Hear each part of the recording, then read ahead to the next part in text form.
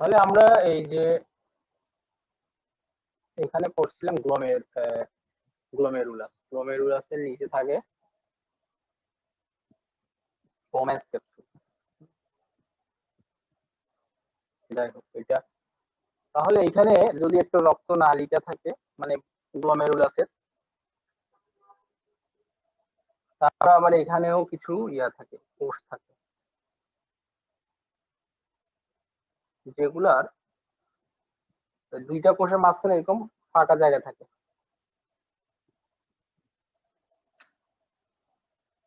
মানে রক্তটা যখন ফিল্টার হয় এখান থেকে, তখন কিন্তু কয়েকটা জিনিস পার হয়ে তাকে আসতে হয়। এই পার হওয়ার সময় সে কি হয়, রক্তের যে আমরা তো জানি যে যখন এখানে রক্তটা ফিল্টার হয় তখন কিন্তু রক্তের যে কোষগুলো আছে আরবিসি, ডাব্লিউবিসি, তারপরে হচ্ছে প্লেটলেট, এবং যে সকল প্রোটিন আছে যেমন অ্যালবুমিন, গ্লোবিউলিন, হ্যাঁ, এই প্রোটিনগুলো কিন্তু রক্ত থেকে বাইরে হয়ে আসে না, ওরা রক্তেই থেকে যায়। কেন থাকে তাহলে? এই যে এখানে যে কোষগুলো থাকে, এই কোষের মাঝখানে যে গ্যাপটা থাকে আমি বললাম, এই গ্যাপটা খুব ছোট থাকে। ছোট থাকার কারণে এটা পার হয়ে আসলেও এই নিচের দিকে আর আসতে পারে না। আর এখানে আমাদের রক্তনালিকার মধ্যে এন্ডোথেলিয়াল কোষ থাকে। এন্ডোথেলিয়াল কোষ মানে এই তো একটা রক্তনালিকা, তো তাহলে রক্তনালিকার তো একটা ওয়াল থাকে, এই ওয়ালের মধ্যে কোষ থাকে না বিভিন্ন, এন্ডোথেলিয়াল কোষ বলে এই কোষ। তাহলে এই কোষগুলোর মধ্যেও যে গ্যাপটা থাকে, ওই গ্যাপটা খুব ছোট থাকে, যেটা দিয়ে আমাদের আরবিসি হোক বা ডাব্লিউবিসি হোক বা যে সকল প্রোটিন আছে অ্যালবুমিন, গ্লোবিউলিন, এগুলো পার হয়ে আসতে পারে না, ওগুলো রক্তেই থেকে যায়, বাকি শুধু আমাদের প্লাজমাটা আসে। ঠিক আছে, এখন এই নেফ্রোটিক সিনড্রোমে যেটা হয়, কোনো একটা কারণে অটো ইমিউন ডিজিজ, যেহেতু ভিতরের কোনো একটা কারণে এই কোষগুলা ফাঁকা জায়গাটা বেড়ে যায়,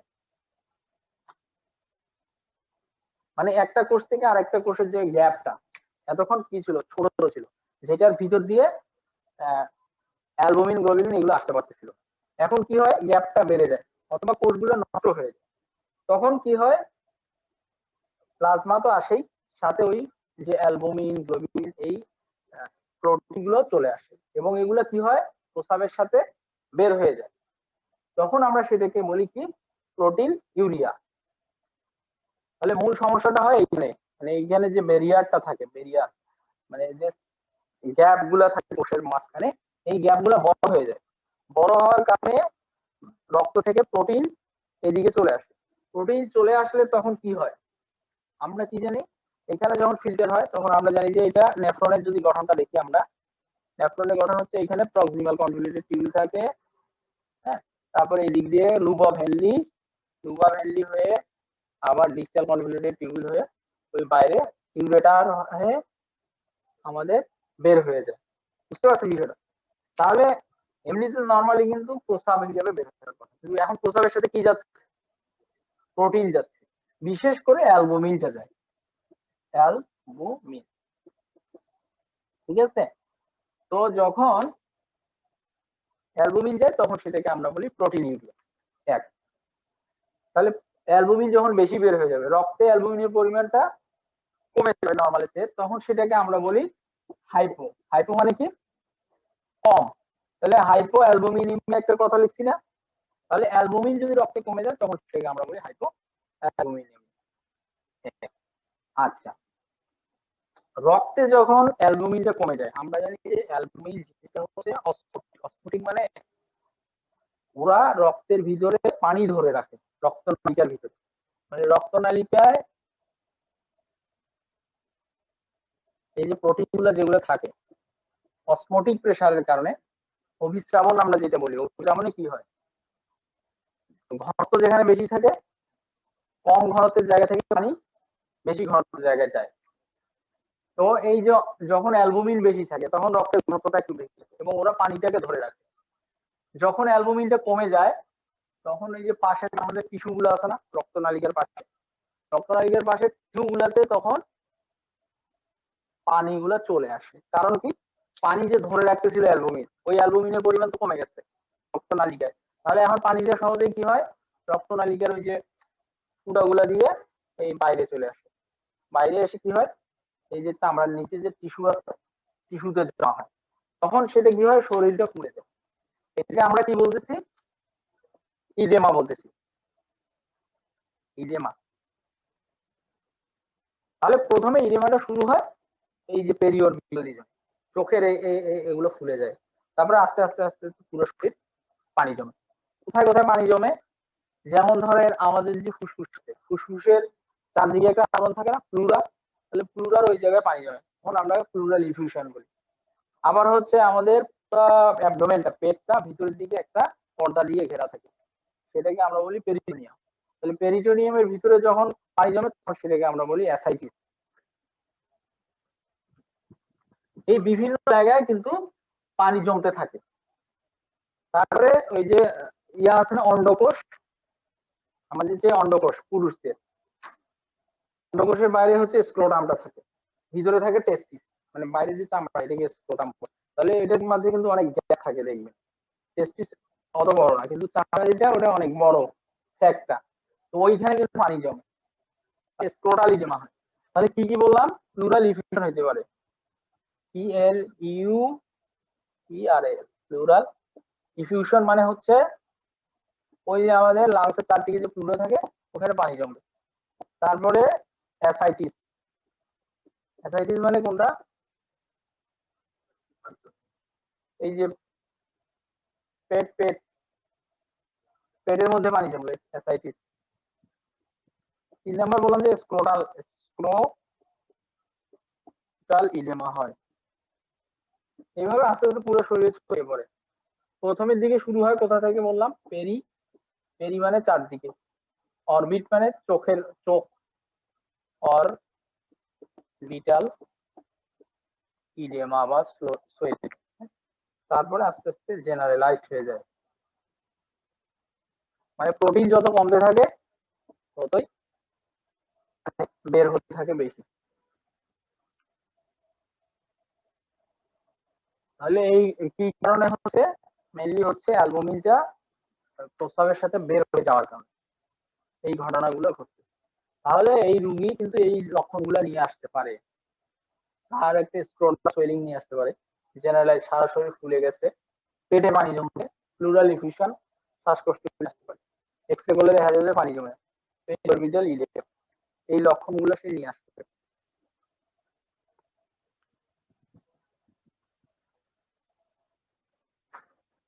আর একটা বললাম যে হাইপারলিপিডেমিয়া। হাইপারলিপিডেমিয়া মানে কি, হাইপার মানে বেশি, লিপিড মানে হচ্ছে চর্বি, শরীরে যদি চর্বি বেড়ে যায়। আচ্ছা, চর্বিগুলা তৈরি হচ্ছে আমাদের লিভারে, হ্যাঁ, মানে লিভার চর্বিটাকে মডিফাই করে, প্রসেস করে। এখন অ্যালবুমিন যখন কমে যায়, এই অ্যালবুমিন আবার তৈরি হয় লিভার, তাহলে রক্তে যখন অ্যালবুমিন কমেছে তখন কিন্তু লিভার কি করে, বেশি বেশি অ্যালবুমিন তৈরি করার চেষ্টা করে। এখন অ্যালবুমিন তৈরি করতে গিয়ে কিন্তু লিপিড করতে হচ্ছে লিভারে কোষগুলো, এখন ও অ্যালবুমিনও তৈরি করে, আবার এইদিকে লিপিডও তৈরি করে, মানে চর্বিও তৈরি করছে। তাহলে লিপিড কিন্তু আমাদের বের হয়ে যাচ্ছে না, কিন্তু লিভার ঠিকই তৈরি করতেছে, কিন্তু প্রোটিন বের হয়ে যাচ্ছে, প্রোটিনও তৈরি করতেছে, কিন্তু যেহেতু বের হয়ে যাচ্ছে না লিপিড, সেজন্য ওটা হচ্ছে হাইপার লিপিডেমিয়া, মানে লিপিড তখন শরীরে জমা হচ্ছে রক্তের মধ্যে, এই জন্য হাইপার লিপিডেমিয়া হয়।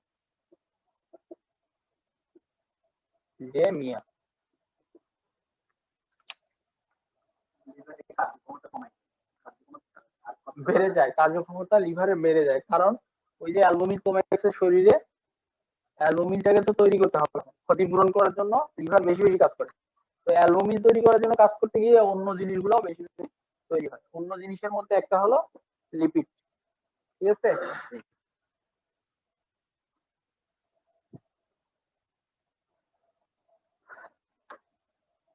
তাহলে লক্ষণের মধ্যে বা সাইন সিনড্রোমের মধ্যে কিন্তু আমি বললাম যে এই জিনিসগুলো সে নিয়ে আসতে পারে, periorbital oedema, oedema, pleural effusion মানে শ্বাসকষ্ট নিয়েও আসতে পারে, আবার পেট ফুলা নিয়েও আসতে পারে। এ সাধারণত এই কমপ্লিকেশন গুলো নিয়ে আসে।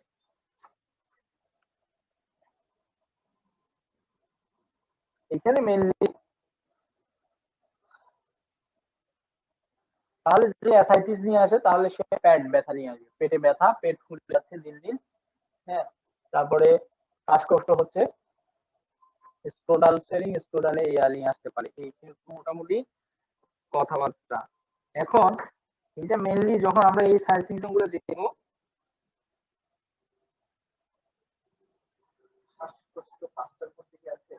স্যার জেনারেলাইজড মানে কি সম্পূর্ণ শরীরে কি পানি জমা যাবে? হ্যাঁ, সম্পূর্ণ শরীরে পানি জমে গেলে তখন সেটাকে জেনারেলাইজ বলে। শুরু হয় কিন্তু ওই ইয়া থেকে, চোখ থেকে? কোথা থেকে বললাম? হ্যাঁ, চোখের চোখ চারপাশ থেকে? থেকে শুরু। চোখের চারপাশ, পেরিঅরবিটাল, পেরিঅরবিটাল বললাম না।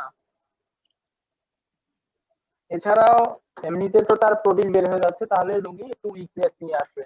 এছাড়া ভমিটিং থাকতে পারে, ভমিটিং, তারপরে হচ্ছে উইকনেস, উইকনেস মানে দুর্বলতা, তারপরে হচ্ছে প্রস্রাবের জ্বালা পোড়াও থাকতে পারে, বার্নিং সেন্সেশন,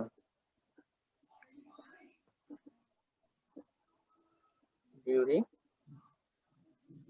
মিকচুরেশন মানে প্রস্রাব করার সময়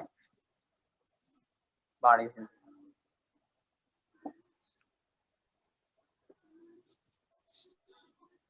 এগুলো নিয়ে আসছে। আমরা যদি রোগীকে দেখি তাহলে কি কি পাবো? ইডেমা পাবো, পেট ফুলা থাকতে পারে, এই জিনিসগুলো পেতে পারি আমরা। আর প্লুরাল ইফিউশন যদি নিয়ে আসে তাহলে শ্বাসকষ্ট বললামই, অ্যাসাইটিস নিয়ে আসবে, পেট ব্যথা, মোটামুটি এগুলো। এখন আমরা যদি পরীক্ষা করি, রোগীর প্রস্রাব পরীক্ষা করতে হবে, ঠিক আছে? প্রস্রাব পরীক্ষা করলে এক ধরনের জিনিস পাবো আমরা, আর রক্ত পরীক্ষা করলে এক ধরনের জিনিস পাবো। প্রস্রাবে তো আমি বললাম যে যখন আমরা ইউরিনারি করি তখন কি কি জিনিস দেখা হয়, প্রোটিনও কিন্তু দেখা হয়, পাস সেল এগুলো দেখা হয়। ইউরিনারি মানে রুটিন এক্সামিনেশন করলে আমরা এখানে প্রোটিন পাবো।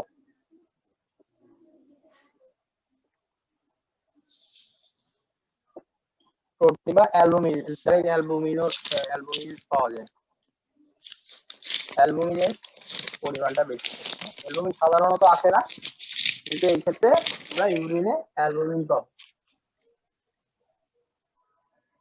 যেটাকে আমরা বললাম যে প্রোটিন ইউরিয়া। স্যার ভিডিওটা একটু ঝাপসা হচ্ছে। হ্যাঁ, দেখা যাচ্ছে না,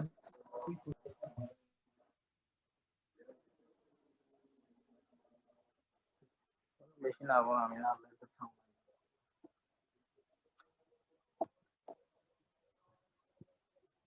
তাহলে ইউরিনে আমরা অ্যালবুমিন বেশি পাবো। একটা আরেকটা টেস্ট করে হচ্ছে কি, কোয়াগুলেশন টেস্ট। কোয়াগুলেশন হচ্ছে ওই টেস্ট হচ্ছে টেস্ট টিউবের মধ্যে ইউরিন নেয়, টেস্ট টিউবে ইউরিন নেয় এবং ওখানে অ্যাসিটিক অ্যাসিড দেয়, 5% অ্যাসিটিক অ্যাসিড দিয়ে যদি আমরা ইয়া করি, প্রস্রাবটাকে জাল দিই আগুনের মধ্যে, তাহলে দেখা যাবে যে প্রোটিনটা যখন গলে যায়,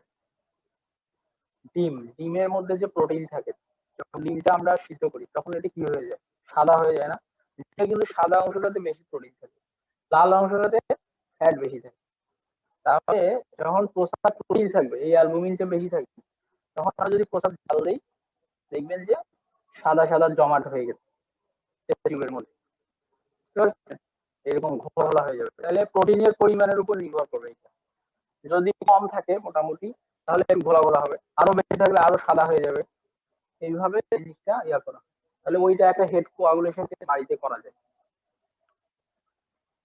আর ইউরিন পরীক্ষা করলে ইউরিনে আমরা অ্যালবুমিন পাবো।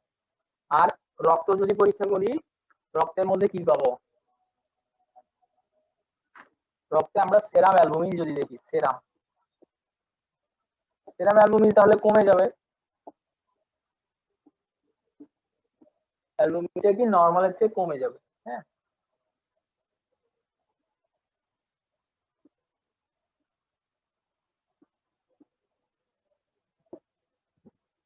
তারপরে আমরা কি দেখতে পারি, আরেকটা জিনিস, সেরাম লিপিড প্রোফাইল দেখতে পারি।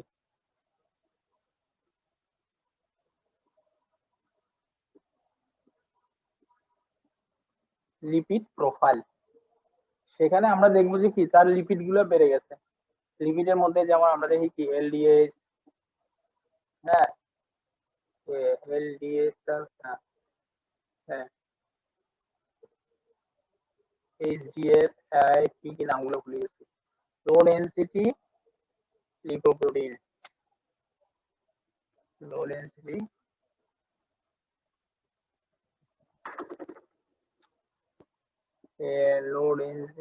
লিপোপ্রোটিন,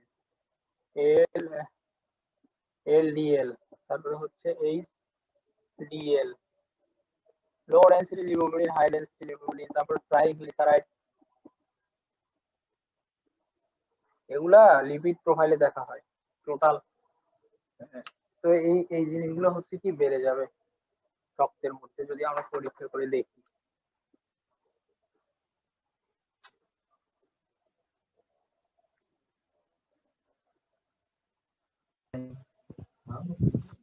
স্যার একদম ঝাপসা জিনিসটা বুঝতে।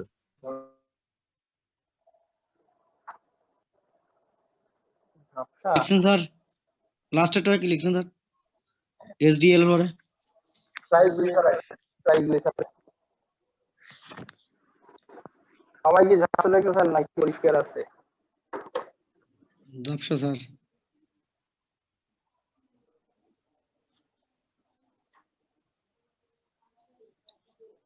আর একদম লাস্টেরটা কি স্যার? লাস্টেরটা ট্রাইগ্লিসারাইড।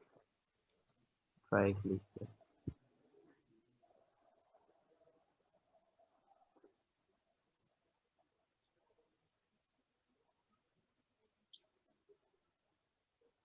মোটামুটি এই পরীক্ষাগুলো করলে আমরা নিশ্চিত হব।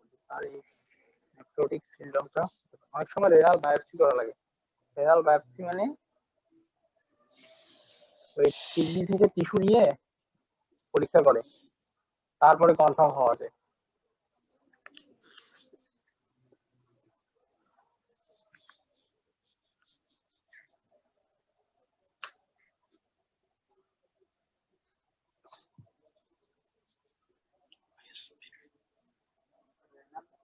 বায়োপসি টিস্যু নেয়, টিস্যু কিডনি থেকে টিস্যু নেয়।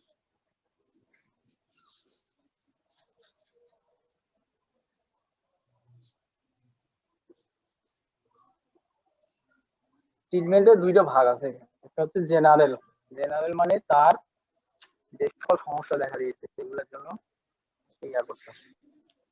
প্রথমে তাহলে তাকে কি বলবো আমরা, প্রোটিন সমৃদ্ধ খাবার বেশি খাবে, প্রোটিন বিশেষ করে ডিম খাবে, ডিমের সাদা অংশ প্রোটিন,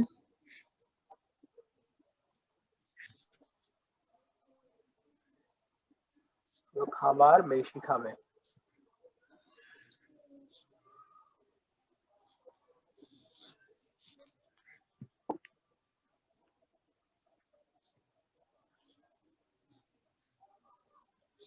দুই নাম্বার কথা হচ্ছে যদি বেশি ইডেমা হয়, মানে অনেক বেশি পানি জমে যায়, তখন কিন্তু আমরা তাকে পানি রেস্ট্রিক্টেড করতে হবে। রেস্ট্রিক্টেড মানে পরিমাণ মতো পানি, একটু পানি কম খেতে হবে।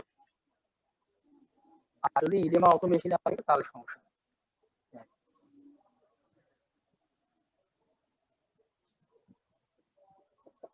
তারপরে হচ্ছে যেহেতু এখানে উইকনেস থাকে রোগীর, তাহলে একটা হেলদি ডায়েট মানে ভালো খাওয়া দাওয়া দিতে হবে, পুষ্টিকর। আর অন্যান্য যদি কোনো কমপ্লিকেশন দেখাচ্ছে, কমপ্লিকেশন মানে হচ্ছে ধরেন ফুসফুসে তার দিকে পানি ঢুকছে, তাহলে তো তাকে অবশ্যই এটা পানি বের করে ফেলতে হবে চিকিৎসা করে। অ্যাসাইটিস, পেটে পানি জমে গেছে, এটাও বের করে ফেলতে হবে। হ্যাঁ, আর ওরা এটা একটা স্পেসিফিক ট্রিটমেন্ট আছে। স্পেসিফিক ট্রিটমেন্টটা হচ্ছে আমরা প্রেডনিসোলন দিই, মানে স্টেরয়েড।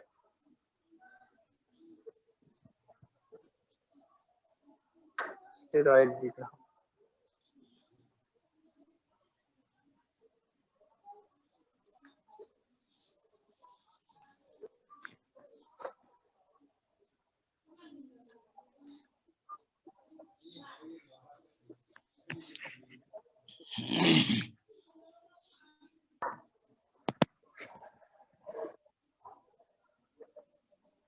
এটা দেওয়া হয় হলো প্রেডনিসোলন, পিআরডি প্রেডনিসোলন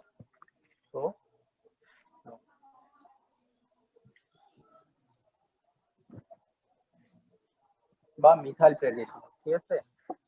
এটা কিন্তু একটা স্টেরয়েড। এই জিনিসটা একটু হিসাব করে দিতে হয়। 5 milligram per KG per day, মানে তার প্রতি না পার কেজি তো না, পার বডি সারফেস এরিয়া। এখানে বডি সারফেস এরিয়াটাকে এম স্কয়ারে প্রকাশ করা হয়, meter square. Body surface area কিভাবে বের করে? এটা হলো ওয়েট, মানে রোগীর ওয়েটটাকে আমরা কেজিতে নিব, নেওয়ার পরে 4 দিয়ে গুণ করব, প্লাস 7 দিব, তারপরে ওয়েট, তারপর ওইটাকে ভাগ করবো হচ্ছে ওয়েট প্লাস 90 দিয়ে।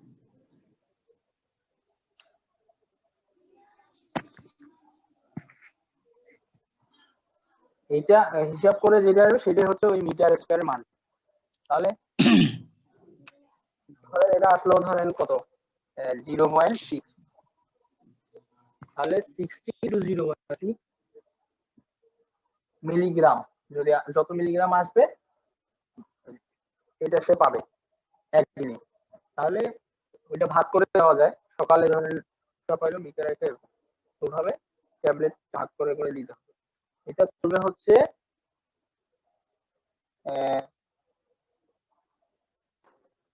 6 সপ্তাহ, 6 উইকস।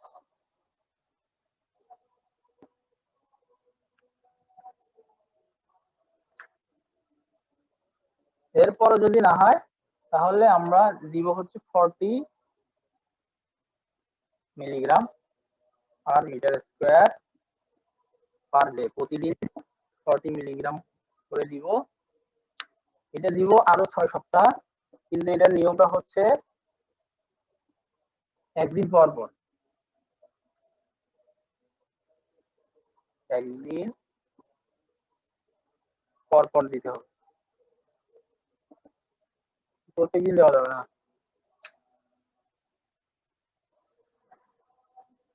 তাহলে হিসাব যদি আমরা করি, ধরেন একজনের থাকলো এটা যদি 2 আসে, 0.1 আসলে 6 মিলিগ্রাম আসবে, তাহলে 6 মিলিগ্রাম যদি আসে তার একদিনে, আমরা দেখলাম যে প্রেডনিসোলন বা এই ট্যাবলেট গুলো সাধারণত কর্টান আছে না, 2 মিলিগ্রাম মনে হয় পাওয়া যায় না, কত মিলিগ্রাম, সেই রকম হলে ওইভাবে হিসাব করে দিতে হবে, ভাগ ভাগ করে।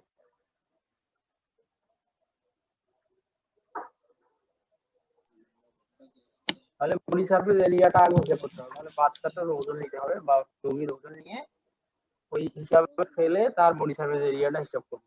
তাহলে এম স্কয়ারের মানটা বের হবে, এম স্কয়ারের মান ওখানে বসাবো, এটাকে 60 দিয়ে গুণ করলে যত মিলিগ্রাম আসে ওইটা আমরা একদিনে দিব, এবং ওইটা ভাগ করে দেওয়া যাবে, মানে একবারে নাই। সকালে যদি আসে ধরেন 15 মিলিগ্রাম, সকালে 5 দিব, দুপুরে 5, রাতে 5, এইভাবে।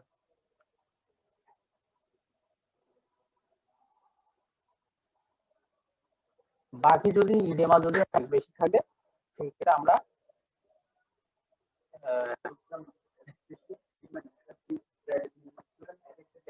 হ্যাঁ হ্যাঁ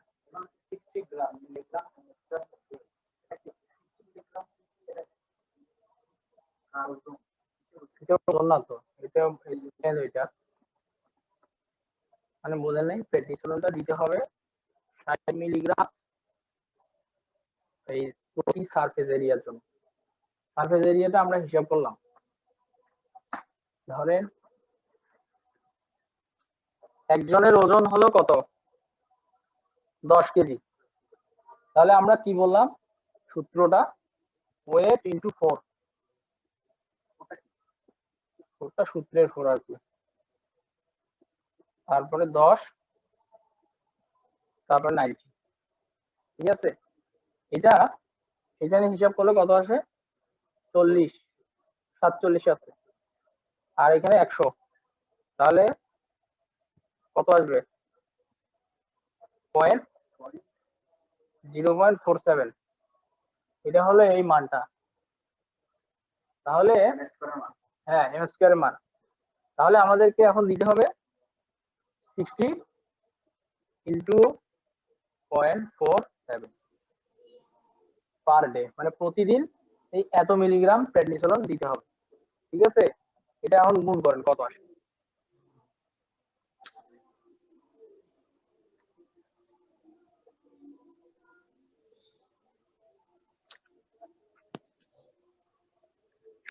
মোবাইলে ক্যালকুলেটর নাই?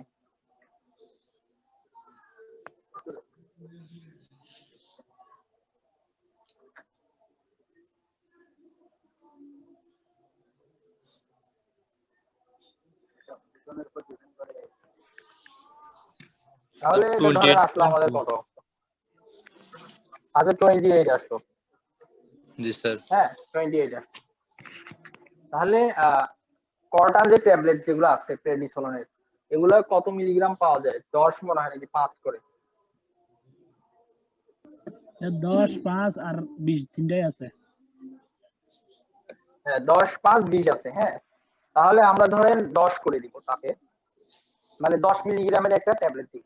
তাহলে 28 যদি হয়, ধরলাম 30, তাহলে তাকে সকালে একটা দিব, দুপুরে একটা দিব, রাতে একটা দিব, মানে ট্যাবলেট কর্টান 10 মিলিগ্রাম যদি দেই, তাহলে আমরা এইভাবে দিব। কারণ তার আসছে কত, ধরলাম 30 আসছে, 30, তাহলে 30 আসলে সকালে 10, দুপুরে 10, রাতে 10। আরো যদি কম আসে, ধরেন আসছে ধরেন কত, এই মানটা ধরেন আসছে 10, আচ্ছা আরো কম 15 ধরেন, তাহলে 15 আসলে আমরা এটা 5 মিলিগ্রামের একটা ট্যাবলেট নিব, নিয়ে সকালে একটা দিব, দুপুরে একটা দিব, রাতে দিব। ঠিক আছে, এই হলো হিসাব।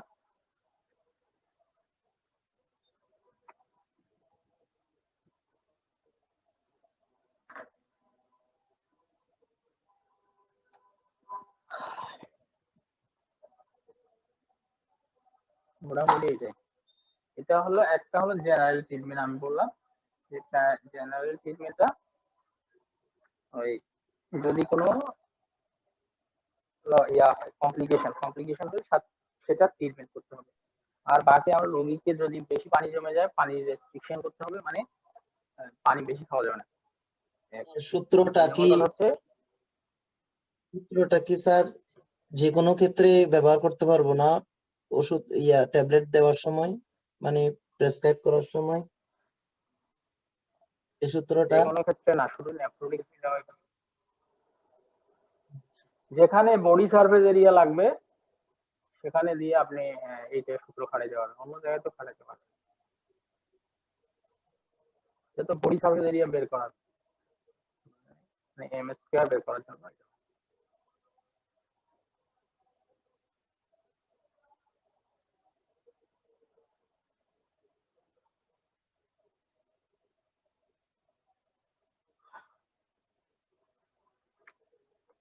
আরো একটা জিনিস আছে, রেনাল ফেলিওর বা একেআই, এগুলা অনেক বড়, ওইটা আসতে হবে না।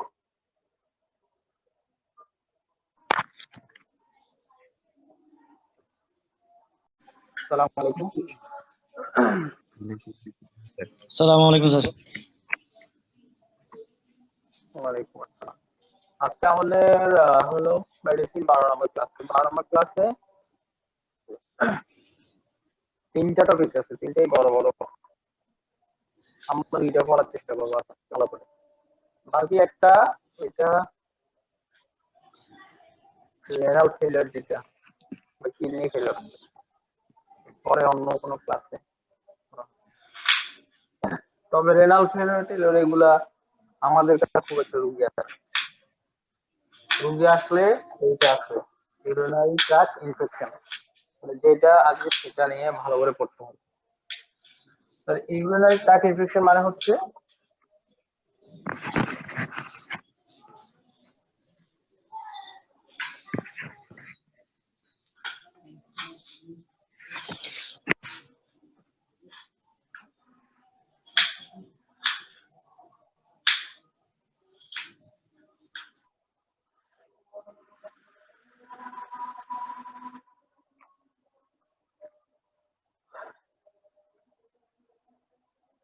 ইউরিনারি ট্র্যাক ইনফেকশন মানে হলো আমাদের কিডনি থেকে শুরু করে একদম ইউরেথ্রা পর্যন্ত এই এই পুরা জায়গার যে কোনো জায়গায় যদি ইনফেকশন হয় তখন আমরা সেটাকে ইউরিনারি ট্র্যাক ইনফেকশন বলি।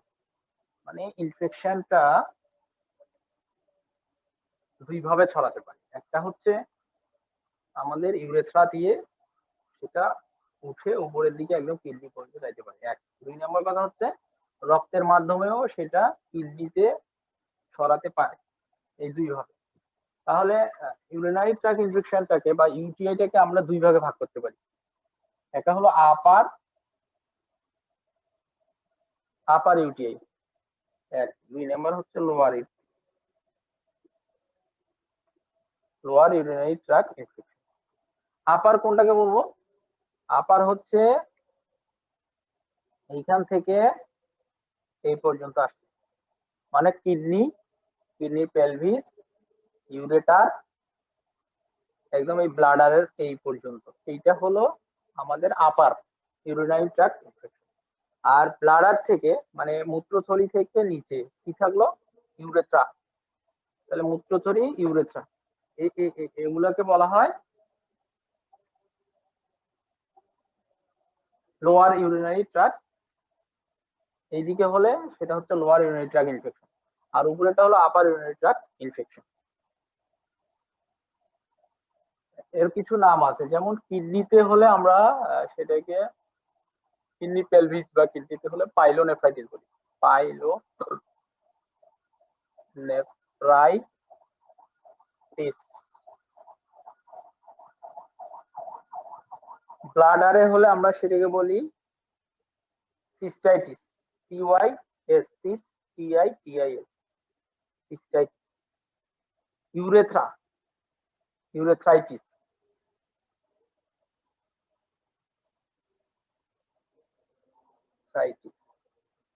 তবে এই দিকে যেহেতু এগুলো পেটের ভিতরে, এগুলো আঁখু বেঁকে আলাদা করা যায় না, সবগুলোকে অনেক সময় পাইলোনেফ্রাইটিস বলা হয়, মানে কিডনি থেকে ইউরেটার পর্যন্ত পাইলোনেফ্রাইটিস।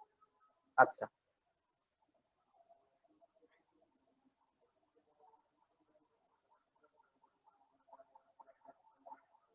তাহলে আমরা ইউটিআইটাকে দুই ভাগে ভাগ করতে পারি, একটা আপার ইউটিআই, লোয়ার ইউটিআই। আপার ইউটিআই হচ্ছে ব্লাডার পর্যন্ত আসতে উপরের দিকে, আর লোয়ার ইউটিআইটা হচ্ছে ব্লাডার এবং ইউরেথ্রা, ইউরেথ্রাইটিস, সিস্টাইটিস। উপরে হচ্ছে পাইলোনেফ্রাইটিস।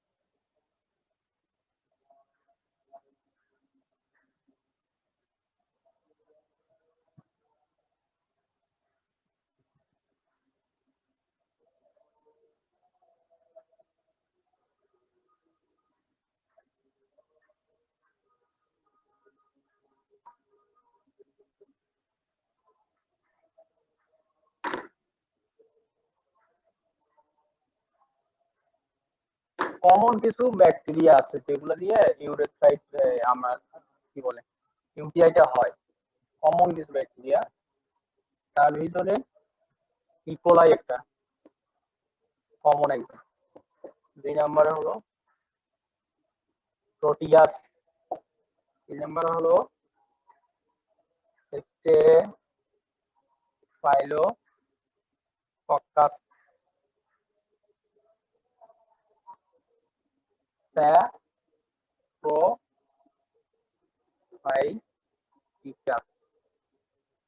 স্যাপ্রোফাইটিকাস।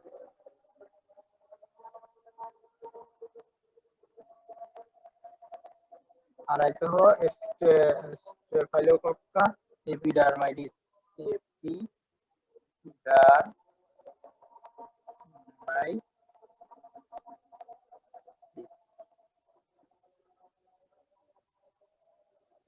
এছাড়া সিডোমোনাসিও হতে পারে, সিডোমোনাস। স্যার স্যার স্টেফাইলোকক্কাস এটা কি দিয়েছেন স্যার?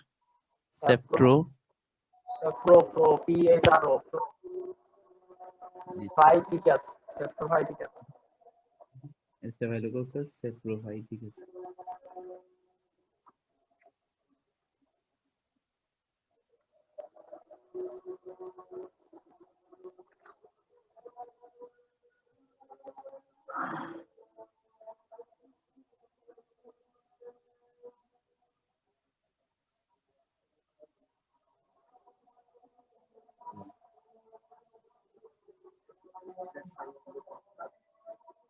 Saprophytic acid.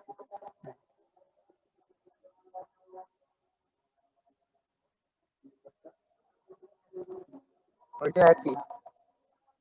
ও এইটা সিরোমোনাস, পিটাও এখানে উজ্জ্বল থাকে, পি এর উচ্চারণটা হয় না।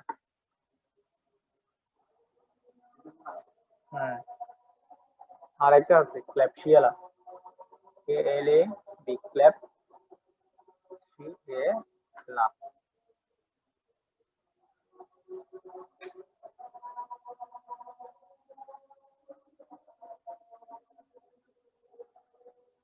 ব্যাকটেরিয়া, এগুলো ব্যাকটেরিয়া এগুলা দিয়ে ইউটিআইটা হয়, এগুলোর কারণে রোগটা হয়, ইউটিআইটা হয়, ইউরিনারি ইনফেকশন ব্যাকটেরিয়া দিয়ে হয় সাধারণত, এই ব্যাকটেরিয়াগুলো।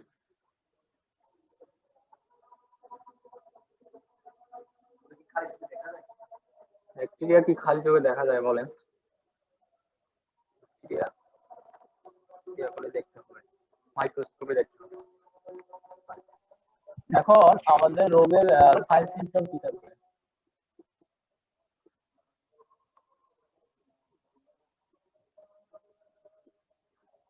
সাইন সিম্পটম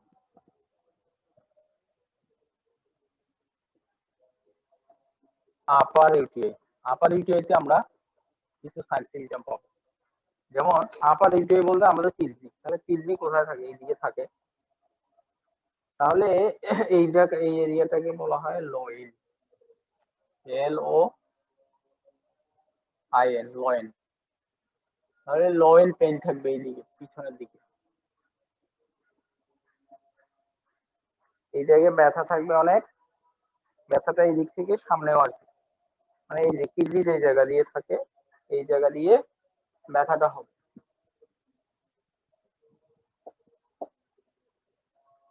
সাথে ফিভার থাকবে, জ্বর, এখানে জ্বর অনেক বেশি থাকবে, high grade fever, high grade. কেমন? 2 নাম্বার হচ্ছে রাইগর থাকে, রাইগর মানে শরীরে কাঁপুনি দেয়, কাঁপুনি, জ্বরটার সাথে কাঁপুনি থাকবে।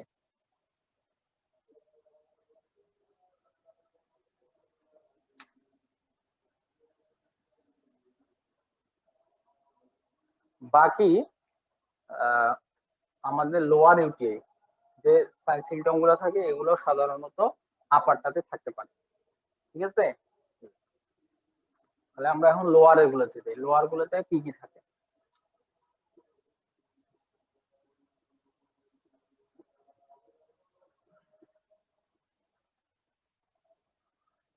লোয়ার ইউটিআই সাধারণত কি হয়, হঠাৎ করে রোগীর প্রস্রাব করার পরিমাণটা বেড়ে যাবে, মানে বারবার যাবে, তাহলে ইনক্রিজ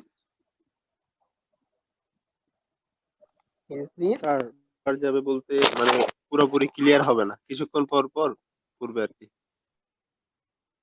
হ্যাঁ, ওইটা তো একটা আছেই যে ক্লিয়ার হবে না, ইনকমপ্লিট ভয়েডিং একটা। তারপরে হচ্ছে ইনক্রিজ ফ্রিকোয়েন্সি মানে কি বারবার যাবে, ফ্রিকোয়েন্সি অফ মিকচুরেশন এক। 2 নাম্বার হচ্ছে ইনকমপ্লিট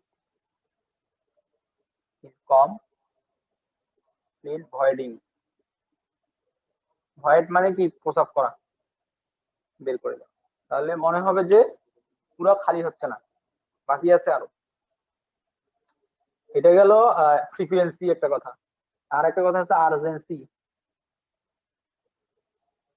আর আর্জেন্সি মানে ধরে রাখতে পারবে না, মানে প্রস্রাব আসলে আর ধরে রাখতে পারবে না। মানে আমি নর্মাল মানুষ কি হয়, প্রস্রাব আসার ব্লাডার ভর্তি হওয়ার পরে আমরা ধরে রাখতে পারি, বিশেষ করে জার্নি টার্নি করলে, কিন্তু ও ধরে রাখতে পারবে না, এটা হলো আর্জেন্সি, ঠিক আছে?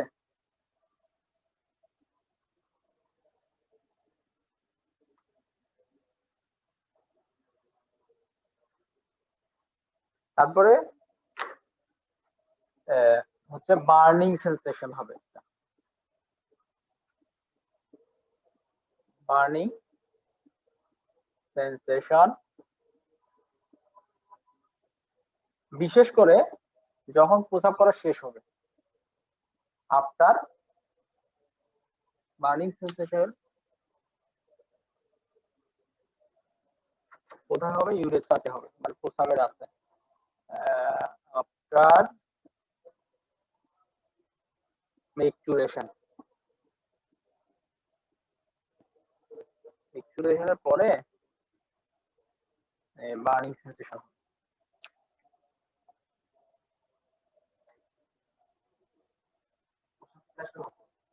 হ্যাঁ, প্রস্রাব শেষ হওয়ার পর বলবে যে প্রস্রাবের রাস্তা খুব জ্বালা পোড়া করতেছে, এটা বলবে।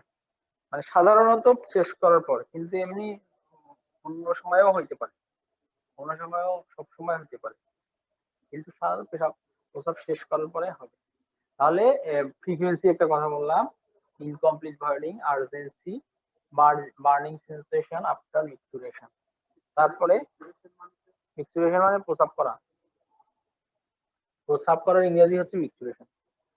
আচ্ছা, তারপরে হলো বার্নিং সেন্সেশন আফটার মিক্সুরেশন। তারপরে ফিভার থাকবে, হ্যাঁ এখানেও ফিভার থাকবে। এখানে বেশি ওরকম হাই গ্রেড ফিভার থাকতেও পারে, নাও থাকতে পারে। তারপরে কাঁপুনি, এগুলা থাকতে পারে, নাও থাকতে পারে।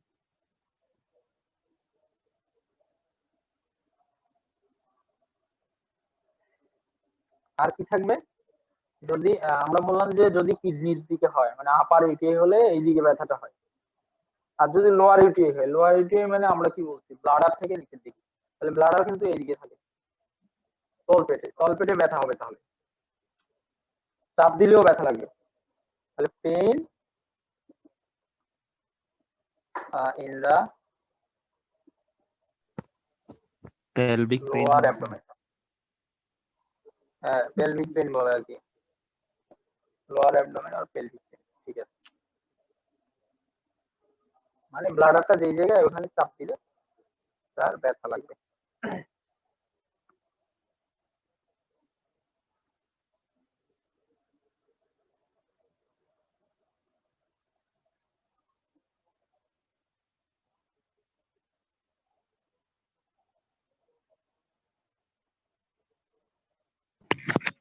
স্যার এগুলো সবগুলো কি লোয়ার ইউটিআই এর লক্ষণ? হ্যাঁ এগুলো লোয়ার, লোয়ার। তবে এই যে ফ্রিকোয়েন্সি, আর্জেন্সি, ইনকমপ্লিট বার্নিং, এগুলো কিন্তু আপার ইউটিআইও থাকতে পারে। আর আপারে তো আমি বললাম তিনটা কথা, ওই তিনটা থাকবে, এগুলো থাকবে। আর লোয়ারে এগুলো থাকবে।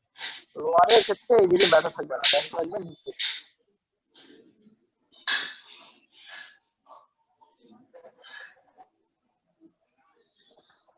গেল আমাদের। তাহলে এগুলো সাইন সিম্পটম গুলো নিয়ে আসবে রোগী, আমরা পরীক্ষা করব। পরীক্ষা করব হচ্ছে ইউরিন ফর রুটিন এক্সামিনেশন,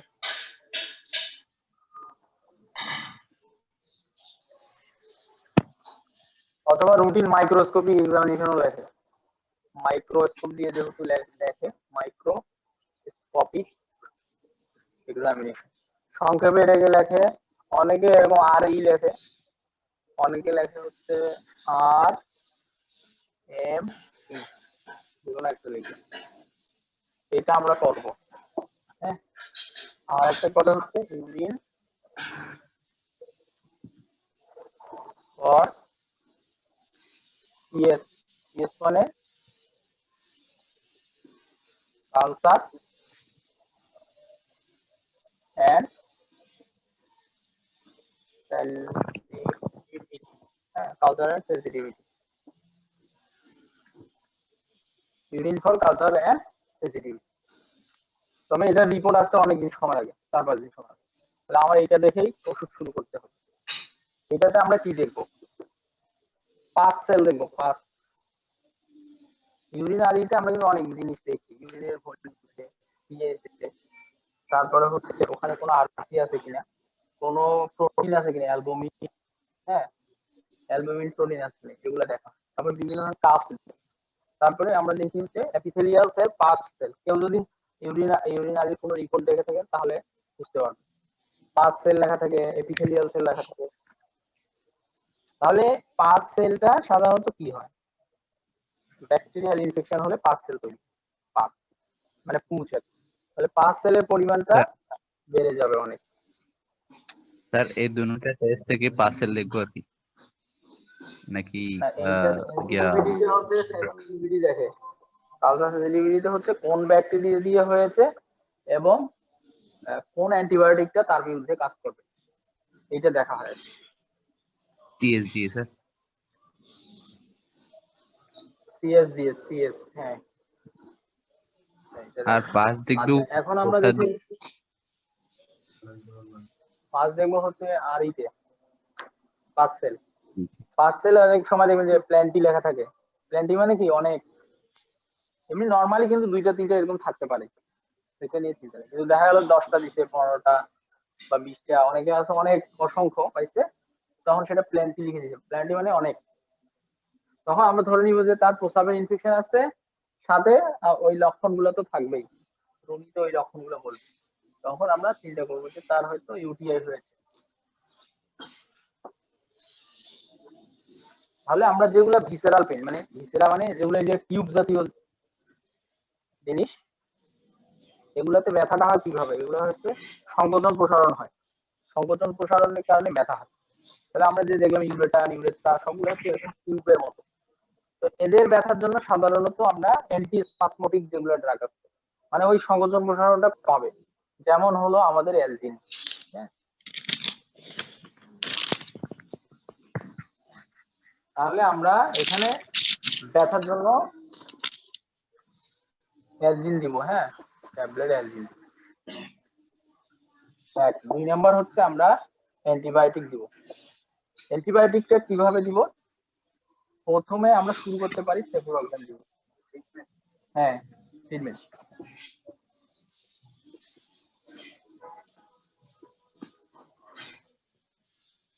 সেফুরক্সিন এটা আমরা শুরু করব, এইটা দিয়ে সাধারণত কাজ হয়ে যায়, অনেকের হয় না, এটা দিয়ে শুরু করা উচিত। এটা হয়তো 7 দিন বা 5 দিন খাবে। অথবা আমরা দিতে পারি সিপ্রো, সিপ্রো, সিপ্রো তো 500, এটাও বিডি ডোজে দেওয়া যায়, বিডি ডোজ 7 দিন অথবা 8 দিন। অথবা আমরা দিতে পারি হচ্ছে নাইট্রোফুরানটয়েন, নাইট্রোফুরান, নাইট্রোফুরান, এটা 50 আছে, 100 আছে। এটা সাধারণত 8 ঘন্টা বা 6 ঘন্টা পর পর দেয়। 8 ঘন্টা হলে 3টা করে, 6 ঘন্টা হলে 4টা করে দিনে।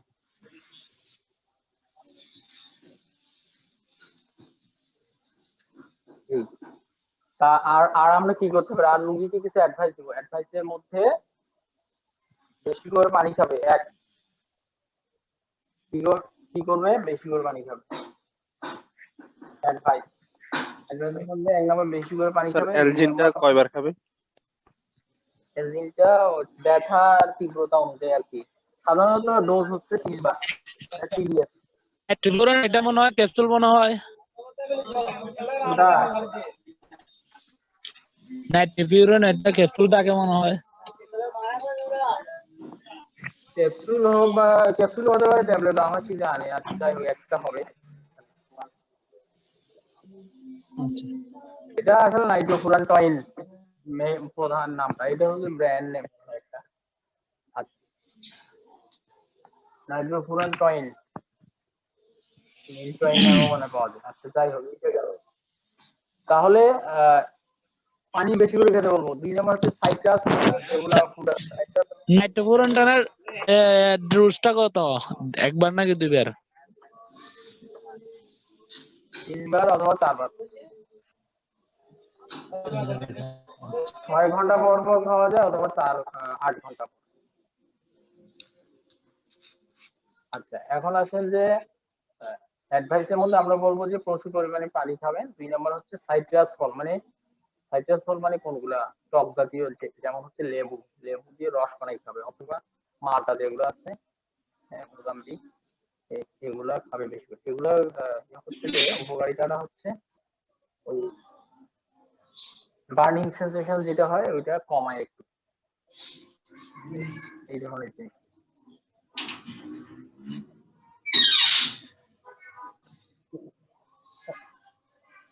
অনেক সময় হয় যেটা অনেক সময় যেটা হয় যে প্রচুর পানি খাওয়ার ফলে অনেক সময় সাইড গুলো চলে যায়।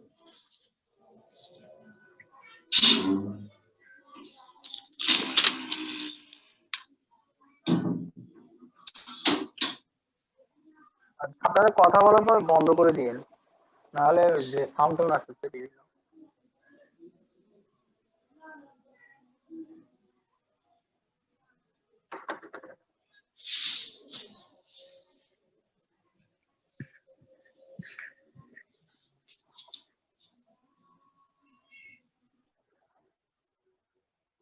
এবার আসি আমরা হচ্ছে একটা নেফ্রোটিক সিনড্রোম, এটা ইম্পর্টেন্ট একটু আছে।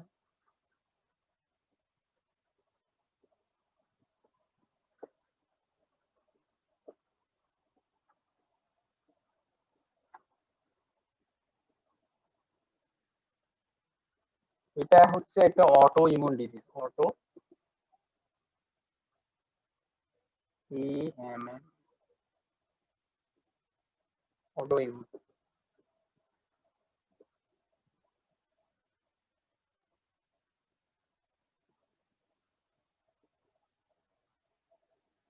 অটো ইমিউন ডিজিজ মানে শরীরে আমাদের কিছু কেমিক্যাল পদার্থ অনেক সময় শরীরের কোন একটা অর্গানের বিরুদ্ধে, মানে কোন একটা অংশের বিরুদ্ধে কাজ করে এবং ওইটাকে নষ্ট করে ফেলে। এই ধরনের ডিজিজ গুলোকে অটো ইমিউন ডিজিজ বলে। মানে আমাদের শরীরে যদি কোনো কোষ মারা যায়, সেটাকে ধ্বংস করার জন্য একটা সিস্টেম আছে, মানে শরীরের মধ্যে কিছু কোষ আছে বা সেল আছে যারা কি করে আমাদের ওই মৃত কোষগুলোকে খেয়ে ফেলে। তো অনেক সময় হয় কি ওরা মৃত কোষকে না খেয়ে জেনেটিক অ্যাবনর্মালিটির কারণে বা বংশগত কোনো ইয়ার কারণে বা জিনের কোনো মিউটেশন হয়ে গেল। জিনের মিউটেশন কখন হয়? যখন কোনো রেডিয়েশন লাগে, কোনো মানে বিষাক্ত পদার্থের কারণে অনেক জিন মিউটেশন হয়। যেমন রেডিয়েশন ধরেন পারমাণবিক বোমা, যখন জিনগুলো মিউটেশন হয়ে যায় মানুষের ক্রোমোজোমে, তখন এই অটোইমিউন ডিজিজ গুলো দেখা যায়। তো এখানে যেটা হয়, শরীরের যে সকল ওই পদার্থ যেগুলো আছে যারা আমাদের ক্ষতিকর যে কোষগুলা, মরা কোষগুলাকে খেয়ে ফেলে, ওরা অনেক সময় কি করে নর্মাল কোষও খেয়ে ফেলে, তখন ওই ডিজিজ গুলোকে আমরা অটোইমিউন ডিজিজ বলি। তাহলে নেফ্রোটিক সিনড্রোমও এরকম একটা ডিজিজ। তাহলে এটা কিন্তু বাইরের কোনো কারণে বা কোনো ব্যাকটেরিয়া, কোনো ভাইরাসের আক্রমণের কারণে কিন্তু এটা হয় না, শরীরের ভিতরেরই একটা রোগ এটা।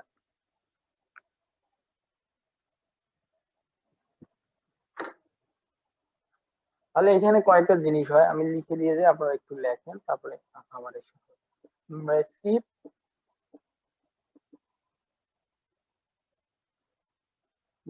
প্রোটিন ইউরিয়া হয়। প্রোটিন ইউরিয়া মানে প্রস্রাবের সাথে প্রোটিন যাওয়া। তারপরে হাইপো, হাইপো মানে কম, অ্যালবু অ্যালবু মিয়া, তারপরে হলো জেনারেলাইজড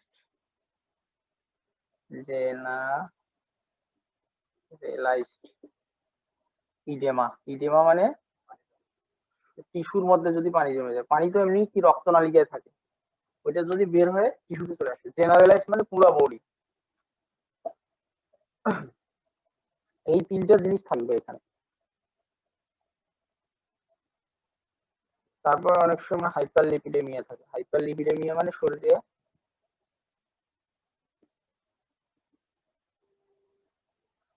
মানে শরীরে হচ্ছে আমাদের যদি লিপিড, চর্বি বেড়ে যায়, এই চারটা হচ্ছে তার প্রধান ফিচার। ঠিক আছে, স্যার এগুলা কি সাইন সিমটমস নাকি এগুলা স্টেপ এগুলা দিয়ে হয়?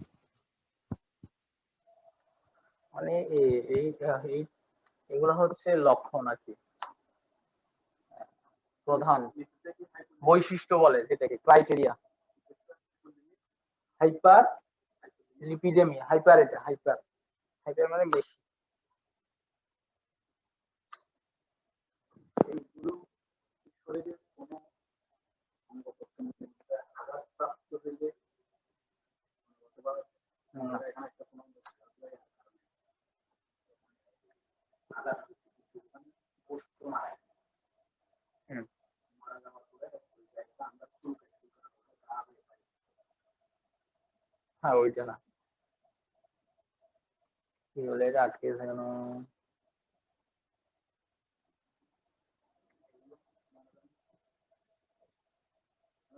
যদি অনলি ফ্যাট ব্যথা এবং হ্যালো হ্যাঁ হ্যাঁ, স্যার, কোনো রোগী যদি অনলি ফ্যাট ব্যথা এবং এই প্রস্রাব হয় না এরকম অবস্থায় আছে, তখন কি এই ট্রিটমেন্টটা দেওয়া যাবে? মানে আপনার অ্যাবডোমেন ব্যথা, হ্যাঁ প্রস্রাব হচ্ছে না টোটালি, এই রোগী কি ওই ট্রিটমেন্টে দেওয়া যাবে? না না, এটা আপনার কনফার্ম হওয়ার পরে, তারপরে পরীক্ষা নিরীক্ষা করে কনফার্ম হওয়ার পরে দেওয়া যাবে। হুট করে ওই স্টেরয়েড শুরু করা যাবে না।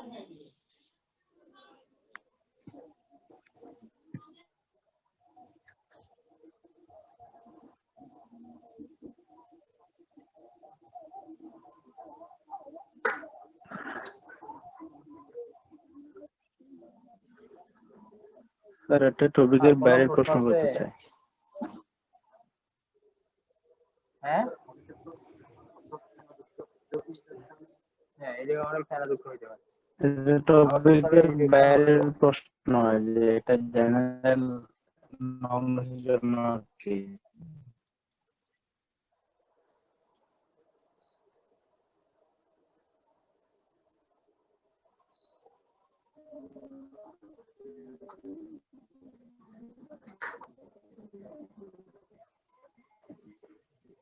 তো স্যার শুনতে পাচ্ছেন?